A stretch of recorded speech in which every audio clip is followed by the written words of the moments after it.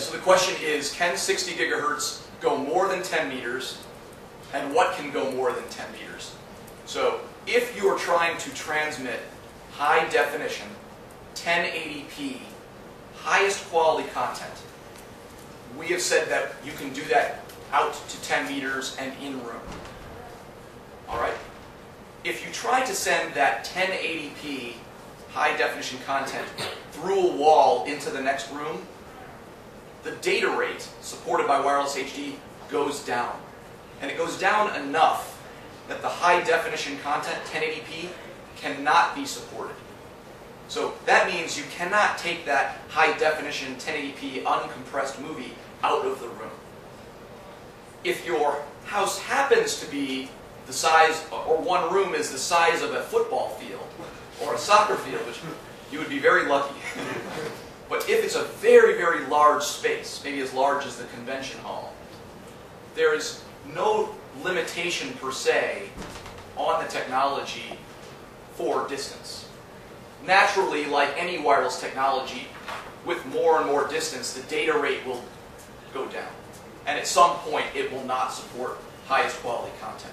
But 60 gigahertz can start as a 4 gigabit per second data rate and go you can have a very high data rate of 1 gigabit, 2 gigabits per second out at 100, 200 meters.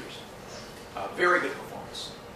So 60 gigahertz is a very good technology. It just does not do so well for high definition going through walls. But MPAA and Hollywood would say it does very well for stopping content going through walls, so they're very happy with it. Does that address your question?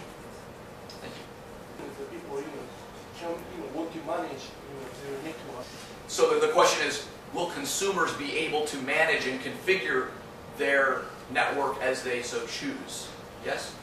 And I think what we've done with WirelessHD is we started with, initially, long ago, we started with just the idea of how do we move high definition content and audio and video from one device to another.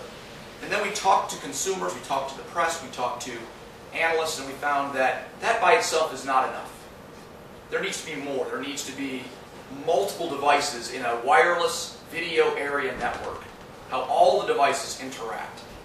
And then, so we made it network capable. And then we heard that's not enough. You need to be able to control them all and manage them all. So we added device control. Then we learned it needs to be able to support the security needs of Hollywood MPAA, so we added a security layer. And then we're now talking about things of what does the user interface look like and how does the consumer interact with that. And that's what that AVC function provides for. It will allow each manufacturer to develop their own graphical user interface for their products that allows them to either auto-configure or maybe they're able to put it into consumer configuration mode. And the consumer can establish maybe a permanent coordinator or a temporary coordinator or how the links or the content's routed. That will be a decision of each manufacturer. But any of that is possible through WirelessHD.